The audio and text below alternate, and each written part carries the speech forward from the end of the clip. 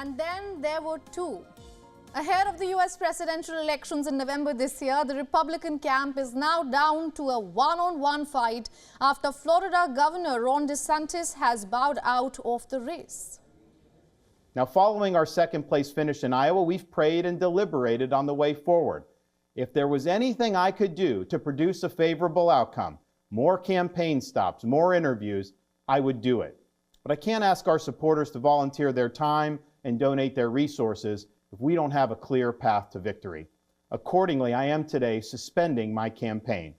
I'm proud to have delivered on 100% of my promises, and I will not stop now.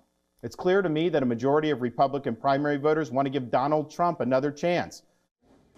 About 7 months ago, the Republican lawmaker had launched his presidential campaign, piggybacking his bid on the promise of the great American comeback. But on Sunday, the hard-right leader suspended his presidential campaign just days before the New Hampshire caucus.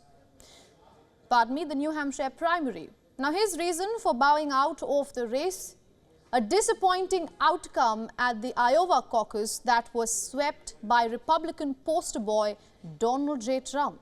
Seeing how the state favors the returning presidential candidate, DeSantis also endorsed Donald Trump as he quit 2024's race to power. The end of his political campaign triggered a spectrum of reactions from his supporters, but many remain steadfast behind the Florida governor.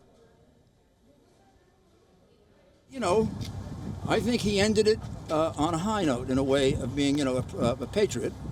There are going to be a lot of people in 28. But are you saying, has he done anything or said anything that would disqualify him in 20? Absolutely not. The decision by DeSantis to back Trump can be seen as a direct aftermath of the Iowa caucus, where DeSantis trailed far behind the former US president in the second position. What also followed as a double blow were dismal numbers from New Hampshire, where preliminary data revealed that DeSantis trailed far behind Donald Trump as well as Nikki Haley. His voluntary exit, of course, now brings it down to a dogfight between the two remaining Republican hopefuls.